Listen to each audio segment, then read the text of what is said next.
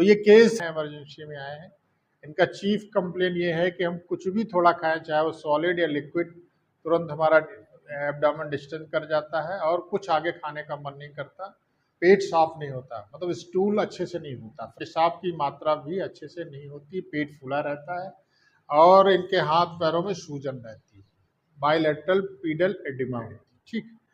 और इनको बहुत ही कमजोरी फील होती है। तो बेसिकली ये नोन केस ऑफ सीएलडी तो है ही आपका, और सेकेंडरी जो डेवलप हो गया उसके बाद का ये क्या कहेंगे उसको, गर्ड, गैस्ट्रोएसोफेजियल रिफ्लेक्स डिजीज, ठीक। तो हम आप सबको आज गर्ड के बारे में बताएंगे क्या होता है, कैसे होता है। बेसिकली जो गर्ड होता है इसमें पेशेंट यही बताता है कि जैसे कुछ भी खाया उसका पेट फूल जाता है, ठीक है, और रिपीटेड वोमिटिंग नॉजियन फीलिंग होती है। ऐसा कैसे होता है? अब पहले केस में है कि अगर कोई पेशेंट ओवर ईट करता हो, मतलब खाने खा लिया और फिर भी जरूरत नहीं, फिर भी खा लिया, फिर मौका मिला फिर भी खा लिया, फिर कुछ और रसगुल्ला अच्छे से मिल गया तो उसको भी खा लिया। तो अगर जो पहले से खाया हुआ जो पदार्थ है, आहार द्रव्य है, अगर वो डाइजेस्ट नहीं हुआ है तो आप फिर से खा लोगे जो कि आपको जरूरत नहीं है, तब गट की कंडीशन उत्पन्न हो सकती है।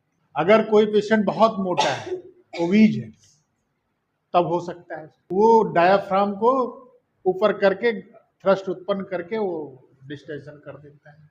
तो नंबर एक हो गया कि ये लाइफ स्टाइल ओवर ईटिंग करता है, बैड ईटिंग करता है, उनकी स्टाइल ईटिंग की अलग है, इसलिए गट का क्रिएशन होता है। बेसिकली लाइफ स्टाइल डिजीज है वन ऑफ देम, ठीक। तीसरा, अब कोई ऑर्गेनिक काज बताइए अगर किसी पेशेंट में कुछ मिलता हो तब गट की कंडीशन उत्पन्न होती है। अगर किसी को हाइटस हर्निया होती है ना, हाइटस हर्निया की कंडीशन होती है, तब इसी तरह के लक्षण सिम्टम्स आपको पेशेंट में मिलते हैं, ठीक है।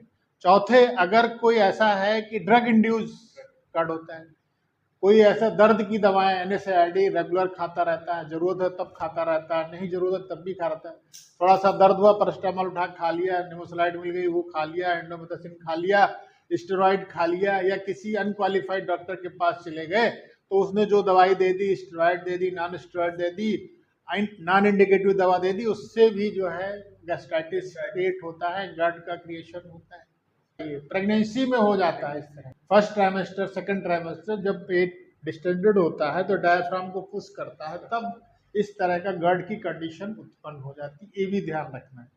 तो वो जो कंडीशन होती है आपकी, जब वो उस लेडी की, उस पेशेंट का डिलीवरी हो जाती है तो अपने आप सेटल कर जाती है, उसमें कुछ आपको करना नहीं, वो कंडीशनल है, वो अपने आप में ठीक हो जाएगी।